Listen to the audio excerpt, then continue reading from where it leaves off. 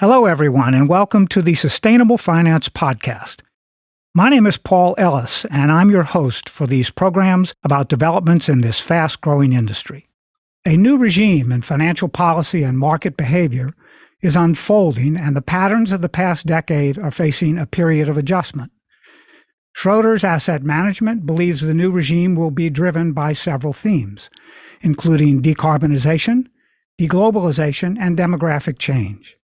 In today's episode 3 of this Schroders and the Sustainable Finance Podcast series, we're going to zero in on the impact deglobalization and demographic change are having on sustainability-focused investment strategies. Our guests from Schroders include Angus Bauer, Head of Sustainable Investment Research, and Lazaro Tiant, Sustainable Investment Analyst. We will begin today's episode by identifying Schroders' sustainability considerations related to deglobalization and demographic change. Hello, Angus and Laz, and welcome to the Sustainable Finance Podcast. Hi, Paul. Thanks very much. Hi, Paul. Yeah, glad you could join us today for this number 3 in the series with Schroders. And Angus, we're going to start by having you explain to our followers what we mean by deglobalization and demographic change, if you will. Yeah, thanks very much indeed, Paul. So if we nudge on to the first slide here, I'll give a brief overview from a demographic perspective, and then I'll let Laz set the scene in deglobalization terms. But just briefly, backpedaling once before that to explain why I want to divide it like that. Laz and I sit in a sustainability research team where we have a thematic alignment. What that means is that we cover very top-down, powerful themes and the trends that sit beneath them, all through a sustainability lens. Now, I look at human capital management. In simple terms, that's the way the way companies manage their people to get the most out of their people, and in order to be able to, generate the most possible value both for and from their people. And Laz covers human rights, which is really the sort of external human capital management, the way companies interact with communities and society and so on. So when we think about demographics, really this is a very important human capital management trend. This is an incredibly important societal trend, full stop.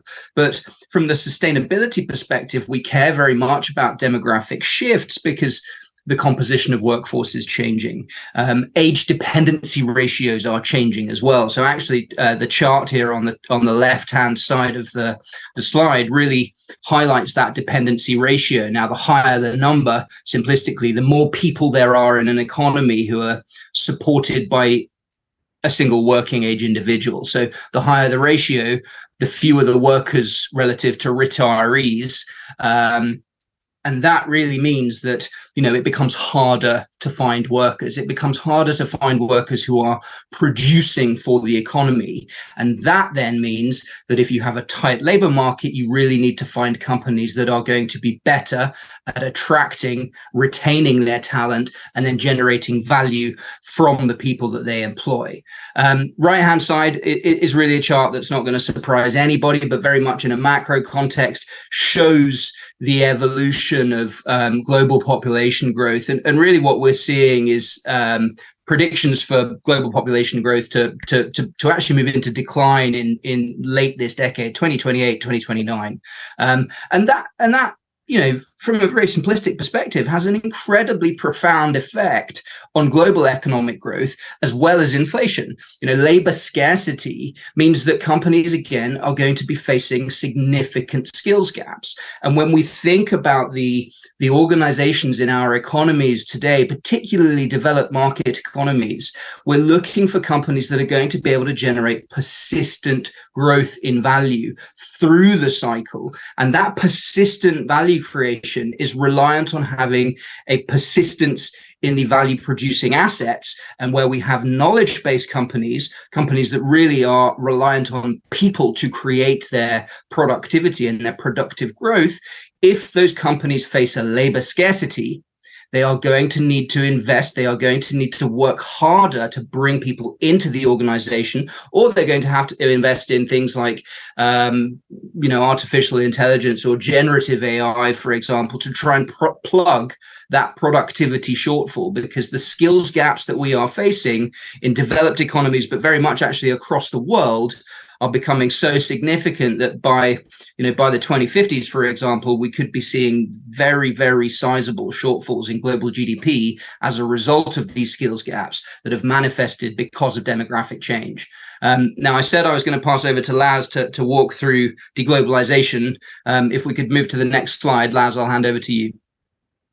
Thanks, Angus. So when we're thinking about deglobalization in the context of how we're thinking about companies that we're invested in, the way to think about it is companies are looking for ways to bring operations closer to home if possible, right? And that's the direct operations, perhaps manufacturing that goes on within a company, but maybe also where they're pulling components of what they might need to manufacture products and services that are otherwise maybe outsourced from other countries. So what we're seeing on the chart on the left, that's really illustrating certain data points from earnings calls that essentially give us the number of times public companies are mentioning reshoring or onshoring when announcing their earnings.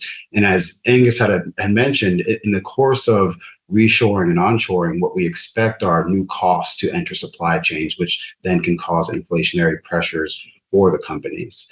The chart on the right, this is showing announcements of reshoring jobs, which we're going to expect and see grow due to federal and state incentives. And so what this will do is ensure supply chain resiliency and help mitigate geopolitical risks.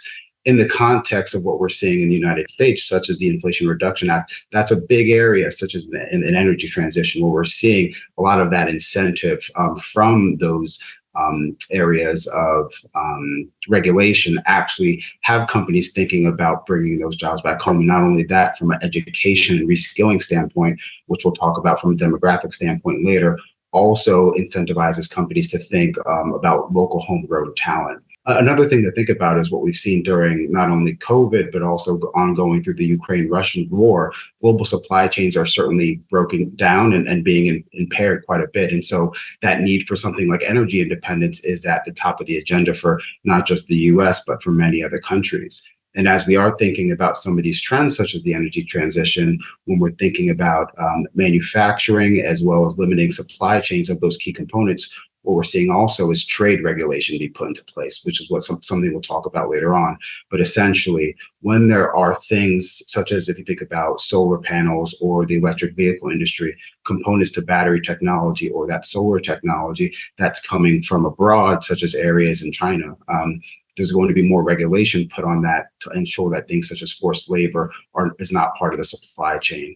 And so that's what we're thinking about from a human rights standpoint as we think about deglobalization, right? And understanding how we can mitigate risk for companies such that there is no disruption to their productivity within that supply chain.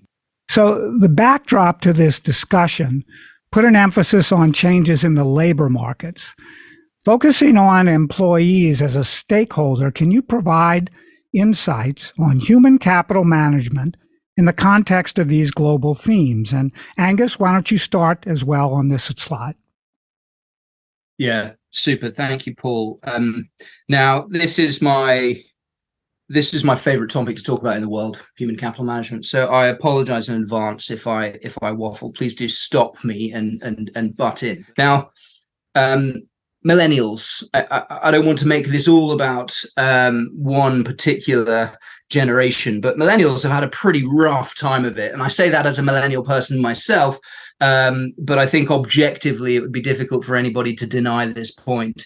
A lot of millennials were entering the workforce around the global financial crisis. That made it very difficult indeed to pick up gainful employment. Then we had, for those millennials who did get into the workforce, the Euro crisis that had ripple effects across the globe that took place in the early sort of 2012, 2013, 14 timeframe. Obviously, we then had the pandemic that led to significant redundancies in vast swathes of the population, working age population again being rendered unemployed. And yet millennials continue to persevere. And, it's a really important point, actually. The the cyclical backdrop that has significantly affected the working conditions for millennials has not got in the way of near record employment nowadays in various different countries and economies, but also, gently improving levels of productivity. But that's not enough. There are some relatively structural and profound issues that are going on beneath the surface with this generation in particular that are where it makes it very interesting to assess companies and think about these topics through a sustainability lens. And they start with the reality that millennials want more from their work today than your average worker did back in the 70s or 80s. There was actually a wonderful interview with a man called Bill O'Brien, who was the CEO of Hanover Reinsurance in the early 90s, who basically identified Maslow's hierarchy of needs as being, something that previously business just had not got right. Companies employed people, so they gave them funding for shelter and food and so on, but companies didn't engage people. They didn't give people enough to satisfy the self-esteem, the love needs, the self-actualization, the sort of upper parts of the Maslow pyramid. And actually, as the generational shifts have evolved, as millennials have become a greater portion of the workforce, so has the importance of purpose within an organization. So has the importance of creating that sense of engagement such that people really feel like what they're going to do and where they're going to do their work is something that engages them on a personal sense, on a values-based sense. That's when people bring their truest form of self to work. That's where people are most productive. That's where we see that companies that really are better at harnessing the values, the attitudes, the people holistically that they employ, those are the companies that create competitive advantage. Those are the companies that really generate sustainable and scalable competitive advantage. So, the starting point here, back to your question of, what is the backdrop here that puts an emphasis on changes in the labor market? Well, we have fairly significant, unarguable demographic changes that mean that the composition of the workforce today and the composition of the workforce that will remain now over the next 2 decades really is a worker, if I can characterize he or she as such, is a worker who is looking for a sense of purpose, who is looking to be engaged such that their values are shared with the organization that employs them. And quite possibly they're looking for a different kind of work, whether it's flexible work, whether it's work that involves multiple employers over the course of one's career, rather than, for example, starting work out of university and remaining with the same employer for your entire life. So, there are shifts in the employee base. And what that means is that companies need to change their attitudes, change the way they manage those employees in order to harness them and get the most out of them that they possibly can. Now, that's where we think that the importance of human capital management really comes to the fore. So if we please move on to the next slide, I'll just explain what we mean in a bit more depth by human capital management. So for starters, human capital really is the capabilities of an organization's people. It sounds like a complicated term, but it's really very simple in terms of what it actually means. It's the skills, the knowledge, the experience, the ability of the people employed by an organization to create value.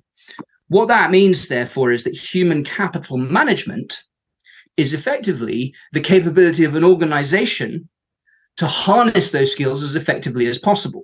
Now, we do not believe that human capital is normative, i.e., every company has an idiosyncratic culture.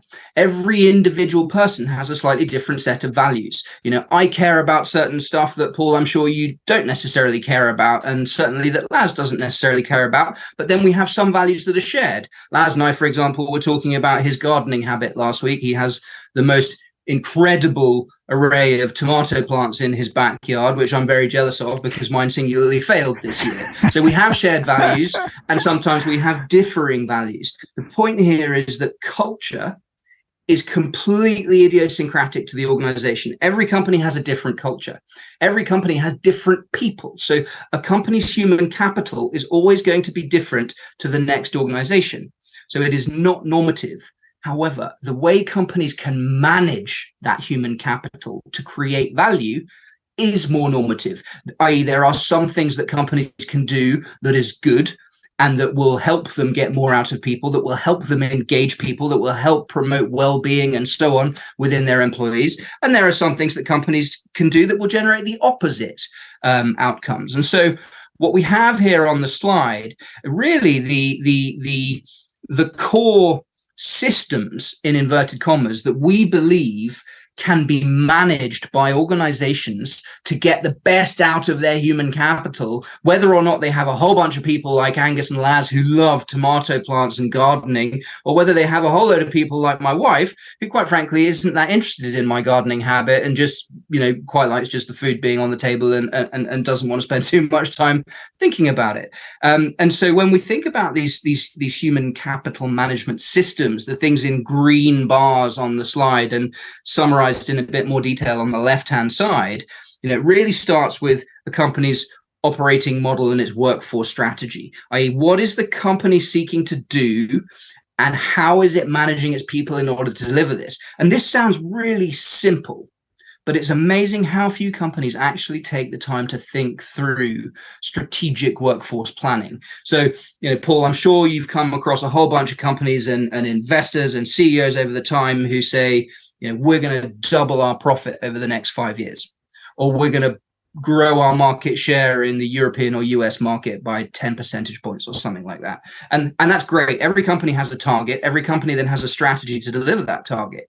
But very few organizations, when they say our goal is X, then say, okay, we need to think about our people, because the people are the engine room of the organization that are going to help deliver that goal. So when a company does good workforce planning, when it has a good workforce strategy, it says our goal is here, and what we therefore need to think about is who are the people that are in the roles that are going to deliver the milestones that enable us to hit that goal, and what skills do those people have, and who are the successors to those people, and what skills do they have, and where do we have skills gaps, where do we have succession gaps, how do we plug those gaps, how do we make sure either organically, i.e. from within, or inorganically through hiring, we ensure that we have the capability and the people to deliver that strategy. Because ultimately, if we are a business that has a goal of raising market share in North America, and we haven't thought about the people and the skills that are required to deliver that, our strategy and our ambition is a bit hollow. And so starting point is workforce strategy. Next thing is then culture and inclusion. Now, culture has millions of definitions. I've already told you that culture is never normative. But the way we're thinking about how organizations can manage culture is by looking at culture as being the invisible hand that guides the behavior and decision-making of employees. So it's that little voice in the back of people's head when they're at work that shapes the way they do things, shapes their behavior, their attitudes, and so on, in a way that the organization itself would desire it to be. We then have incentive and performance management. Simplistically, that's carrot in front of the donkey, stick behind the donkey. How you are paying, how you are incentivizing people, how you are bringing people inside the tent to work together with you. Then we have talent and learning systems. Now, these are absolutely critical. How companies train people. Again, we're starting to see that there are very clear trends in markets where companies are disclosing things like training hours. Hey, we had a situation last year where 100% of our workforce attended 10 days worth of training over the course of the year. Well, that sounds great, fantastic, lovely stuff. It's a nice stat. But what does it mean?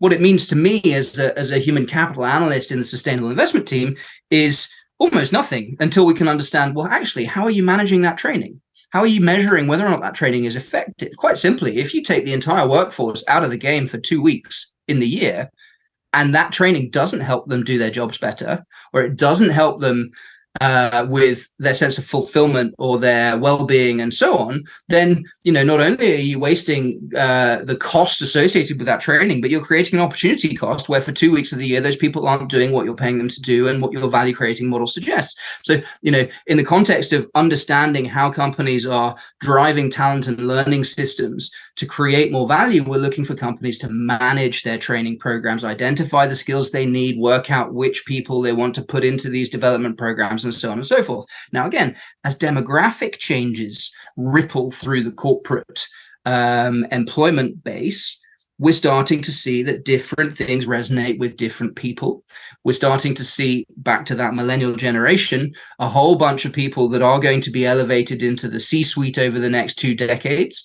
And we need, therefore, to see that companies are managing the capabilities of those people through their talent and learning systems, and then also through their innovation systems. Now, the final slide that I'd just like to touch on briefly, if we move one forward, please, is really, it says here the paths to materiality, but what it's intended to show is just how relevant this can be to the financial returns of an organization. And as investors, particularly as sustainable investors, what we care about at the end of the day are the returns profiles of an organization, and returns to both investor stakeholders, but in my context as a human capital specialist, the returns to worker stakeholders as well. Now, simplistically, what we have in the middle of the slide here in the sort of turquoise boxes are the components of a return on capital employed calculation: revenue, costs, assets, and equity. And what we're trying to think about in our research every single day is, okay, well, if a company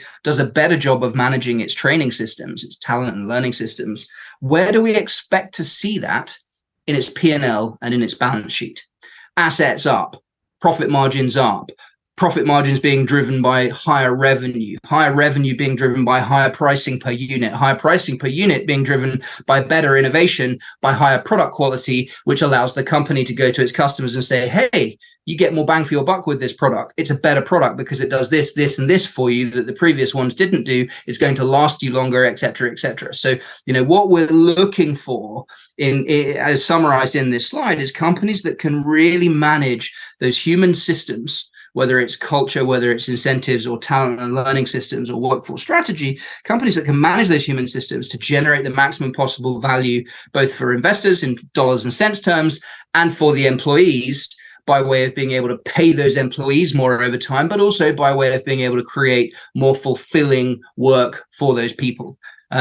So hopefully, Paul, I didn't talk for too long. I apologize if I did, but that should hopefully give you a good sense of the backdrop here. Well, thanks very much, Angus. We've gotten a lot of detail from your presentation about the employees. But Laz, let's move on to the other relevant people stakeholders. What about some of the considerations for customers and communities in the context of demographic shifts and deglobalization?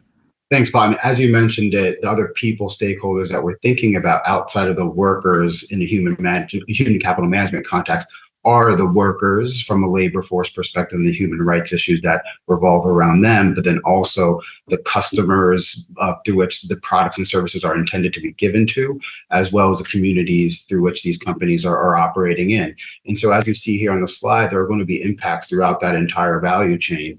From the worker and community perspective, it's almost intrinsically linked, right? When we're thinking about not only the workers within the company's direct operations, but those within the supply chain, as I had mentioned previously. And when we're thinking about deglobalization and demographics in that context, we already touched on the importance in understanding things such as not only trade regulation that's being put into place by the local or global regulators, but then also where there are norms and conventions that have been put into place such that we understand what are the guidelines in place for us to consider as investors to avoid any unanticipated risks for companies.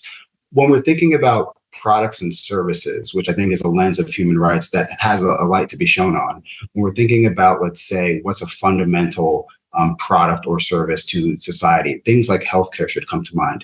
Things like digital inclusion should come to mind. When we mention digital rights here on this slide, it is from the perspective of thinking of privacy and security as we see more data breaches have unintended consequences on personal information towards society. But when we're thinking about digital inclusion, it's really about understanding access and having a license to really participate in the economy, as we do see links with people having access to GDP growth.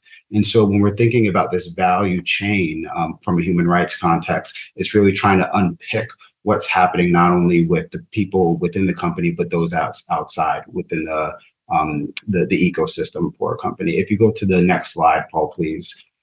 This gives a bit more of context in terms of understanding the many different industries that we might highlight that are all experiencing changes that are exemplifying deglobalization and demographic shifts within that human rights context. So going back to a point that I was just mentioning on considering digital rights and inclusion, this is a sub-theme within our human rights frameworks that we think about. And so in the context of demographic shifts, the digital divide is essentially referring to that unequal distribution of access to digital technologies, including mobile broadband, including the internet, and essentially highlighting that there's a gap between those that are affording some of this access, which comes with skills and support to really effectively engage online and have what it's offering, and those who did not. And so when we think about digital access, it's really focusing on that growth of communication technologies that have grown over time. So when we think about ethical products and services, the telecommunications industry has really been the one that has been allowing for significant contributions to those structural and economic developments. But, if we're seeing a lack of access to internet and mobile broadband, we're not going to see access to some of the software and the related services that those feed capabilities to, right? And so this is really generally raising the stakes for an entire community or an individual to participate, right, in that growth of the economy. And so when we're thinking about advancements such as AI, which we'll get to, there's going to be a lot of people that don't have this basic bit of connectivity to the world. And so as we advance from a technological standpoint, they're not able to keep up.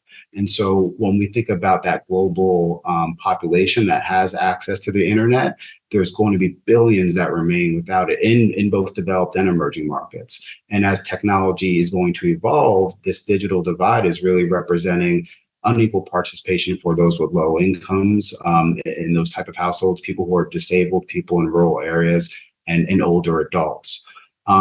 As we think about deglobalization, we already spoke about how there's forced labor regulation that's been adopted to think about key components within the global energy transition.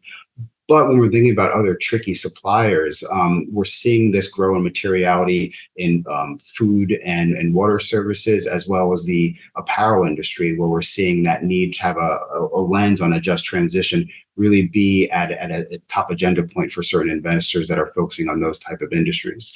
So that might be a good point to pass it on to Angus for the following question. Okay, so Angus, as you consider the value chain risks and the opportunities for companies, what are relevant examples of employee, customer, and community impacts that can be material? There are a lot of different examples we could have chosen to speak about here, but the slide we've just got up on the screen is something that I'm really excited to talk about, because this is a piece of research that myself and a colleague in the research team at Schroders have been doing with the Global Labour Institute, which is an organization within Cornell University over in the States. And we've been looking at the fashion industry, because the fashion industry is not only an enormous employer of people globally, employing several 100 million people across the value chain across the world, but it's also a human capital intensive business, i.e. it employs a lot of people relative to the revenues and profits that it creates, and it is a significant contributor to the big sort of climate change challenges, whether it's water usage or carbon dioxide emissions and so on and so forth. So the fashion industry is a really interesting one to assess in this context of the sort of value chain risks and opportunities. And actually what we did in this research with our collaborators at Cornell was ask the question, well, the fashion industry outsourced the production of its clothing, its products, its garments decades ago. And the vast majority of clothing is made now in a small handful of production centers in Southeast Asia, production centers that are incredibly hot and that are prone to an awful lot of flooding. And these extreme climate events are becoming more frequent over time. You'd only have looked at a newspaper or read a news website over the last sort of 4-6 weeks, and you would have seen tons and tons of coverage over of extreme heat, really across the world. So we sort of asked the question, well, with everything that's going on here, what is the risk in the fashion value chain? What is the financial value at risk in the fashion value chain from these physical effects of climate change, acute heat, flooding risk, and so on? And what is the industry doing about it? And so what we did was we partnered up with the guys at Cornell. We partnered up with a bunch of universities and experts based out in different countries in Southeast Asia. And we went out to try and identify what's going on. And using a variety of publicly available climate models that predict rainfall, flood levels, that predict changing heat levels over the next 10, 20, 30, 50, 100 years, we ran different scenarios to analyze what proportion of a company's supply chain has factories that are going to be experiencing more than 32 degrees Celsius heat on a given day, and what proportion of a company's supply chain has factories that are going to be 50 centimeters underwater because of flooding, and so on. And we found, Paul, some pretty scary stuff in some sense, that in certain major production hubs for the garment industry, Karachi, for example, in Pakistan, you have, even as early as 2030, you have almost 200 days per year. This is the table on the right-hand side, where the temperature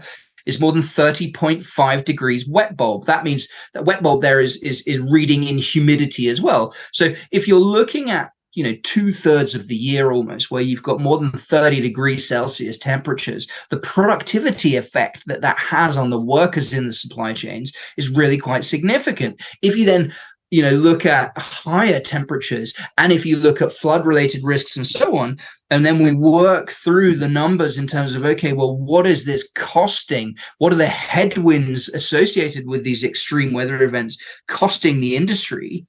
Number one, they're costing quite significant amounts of money, certainly in terms of the profit and value pool within the industry as a whole. But inevitably, more often than not, these costs are being borne by the people right at the bottom of the ladder in that value chain. It is the workers who work in the factories in the supply chain. And that's something that we want to understand, so we can then engage with organizations and engage with the right actors in these industries to try and drive behaviors that are improved, that create better outcomes for those worker stakeholders. As it pertains to deglobalization specifically, this is one where I get to talk about deglobalization rather than Laz. We've also been trying to work out, by talking to the buyers within these branded companies, what their response is likely to be when they see just how much of a headwind is being caused by some of these extreme weather events. And what we have heard increasingly is that many of them are drawing up contingency plans to reshore some of their production, i.e. move their production relationships away from countries like Vietnam or Cambodia or Pakistan and move them closer to home, either to Europe or North America. And reshoring as a trend that Laz has already mentioned is very much an undeniable phenomenon that is starting to take place. But in the fashion industry, where the workers that have previously been employed for very, very small total sums of money in these countries, where they have been reliant on these sorts of jobs in some of these producing countries like Vietnam and Cambodia and so on, where the fashion industry then seeks to take production out of those centers and move it back onshore, we need to be very careful that that we don't leave workers behind. There's this concept in the climate world of just transitions, i.e. energy transitions must not leave anybody behind. Well, in our world here, looking at the impacts to workers in the fashion industry as a result of climate change, actually there are transitions really in terms of business model transitions that need to make sure that they don't leave anybody behind. Because if you have 100 million plus workers employed in the supply chain of the garment industry, all who get left out as the industry pulls out of Southeast Asia and moves elsewhere, that creates significant problems for those local economies. So there are impacts to workers as a result of both deglobalization and demographics across the world. But in this example, it really is quite striking because the extreme weather events are becoming more frequent. The costs of these are really starting to bite, and we're witnessing companies in their contingency planning work out how they can, this isn't the only option, but how they can, across a range of options, mitigate these effects. And one of those potential outcomes is that they pull production out of Southeast Asia, and therefore we need then to be very conscious of what happens thereafter to the workers that are left behind. Laz, I think I'll pause there and see if you have anything you want to add. Sure. If we go on to the next slide, giving an example of demographic shifts, I had spoke before about digital connectivity and inclusion, and the quality of that today can provide signal to GDP growth and economic growth in the future, given strong quality.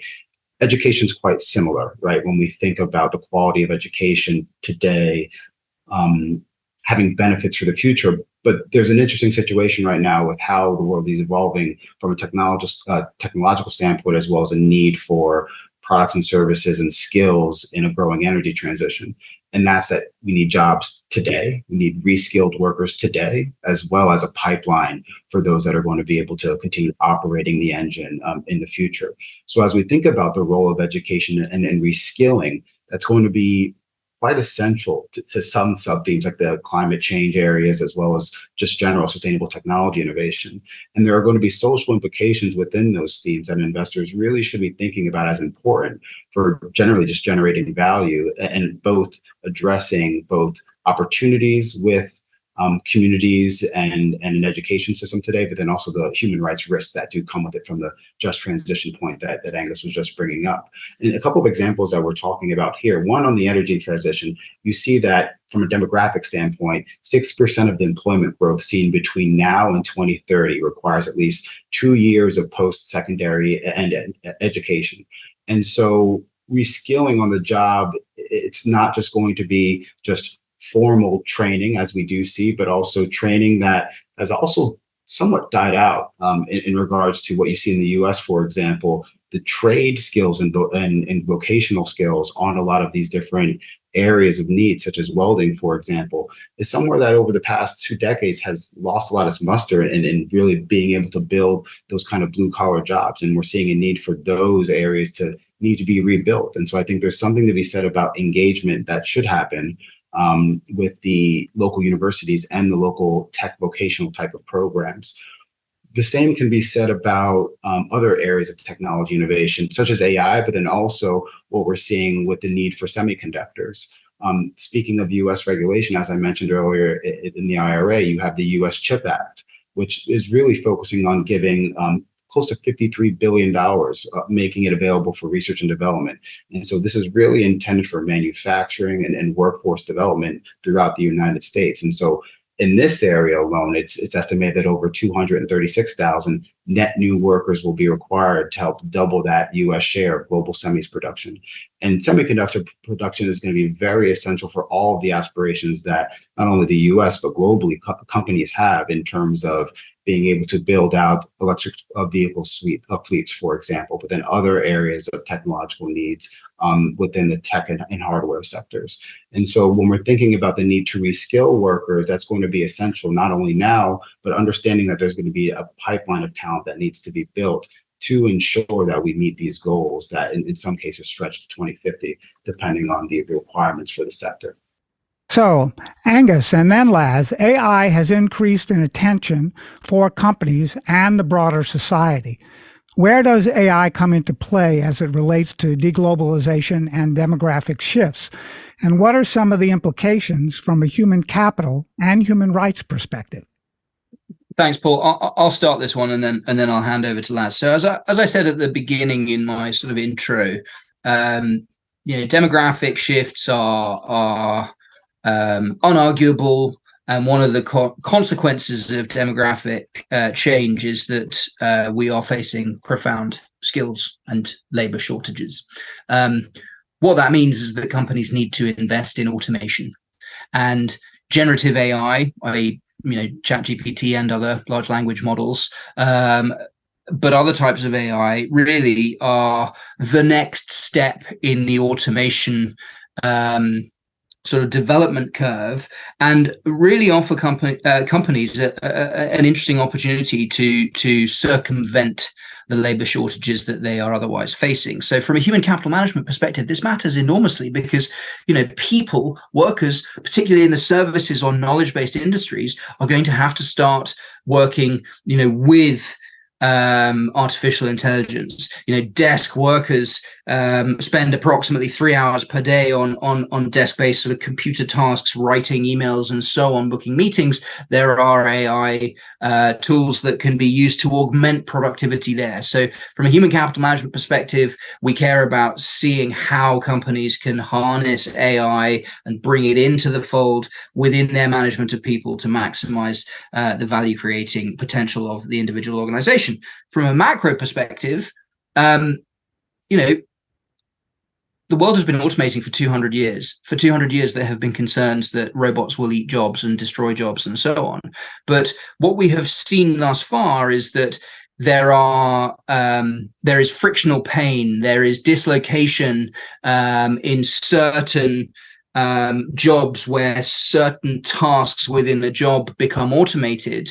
But overall, as the world has become more automated, we have seen net job creation. We believe that is likely to continue with the advancement of AI, notwithstanding the reality that the world is already short labor. And so we're really quite excited about what AI can do, but we care very, very strongly about how companies integrate AI into the workforce. There are loads and loads of forecasts out there that talk about how additive to economic growth the integration of generative AI could be in the knowledge-based economy. The importance here is that the knowledge-based economy in developed markets like the USA employs overwhelming numbers of people, the vast majority of the people.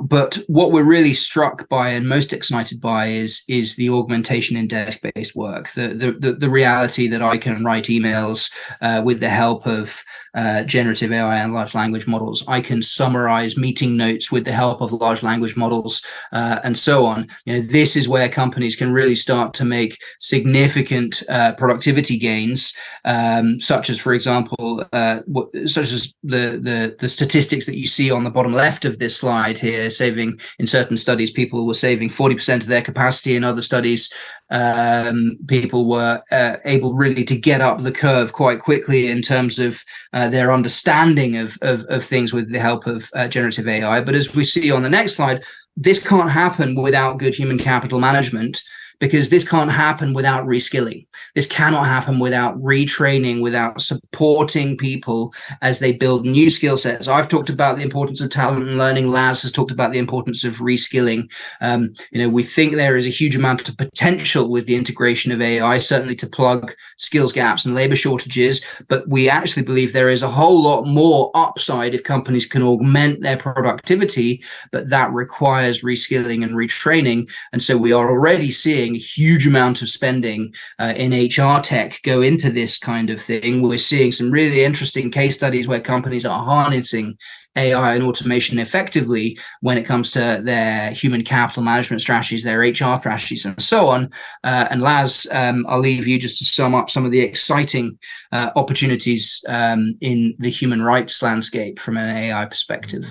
Thanks, Angus. So as we think about AI in the human rights context, some of the themes that we've been focusing on include access and connectivity, which we've spoken about already, education, which comes up again, not only from the perspective of reskilling, but again, thinking about the quality of education, feeding the needs for the jobs of tomorrow, and then health and wellness.